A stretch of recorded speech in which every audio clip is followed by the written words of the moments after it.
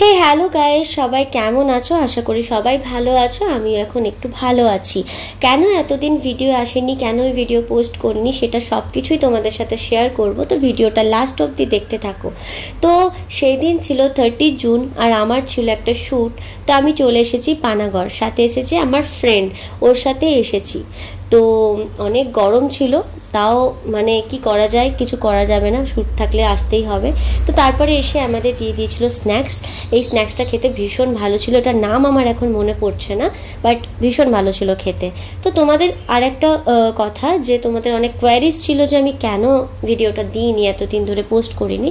তো বলি, আমার 2.5 থেকে 3 মাস আমার অ্যাক্সিডেন্ট হয়েছিল, পা ভেঙে গেছিলো, সেই কারণে আমি কোনো ভিডিওই করতে পারিনি, কোনো শ্যুটে যেতে পারিনি, সেই কারণে তোমাদেরকে কোনো ভিডিও শেয়ার করাও হয়নি।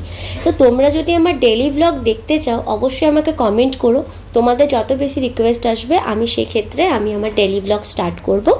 তো এই যে দেখো, আমার ড্রেস পরা হয়ে গেছে, এবার দিদি হেয়ারস্টাইল স্টার্ট করে দিয়েছে। তো আগে হেয়ারস্টাইল হবে, দেন মেকআপ হবে। তো সেদিন শ্যুটটা খুব তাড়াতাড়ি হয়ে গেছিলো, আর ভীষণ ভালো কাজ, নিট অ্যান্ড ক্লিন, ভীষণ ভালো লাগে। এর আগেও আমি দিদির কাছে শ্যুটে এসেছি, ভীষণ ভালো কাজ করে সিরিয়াসলি।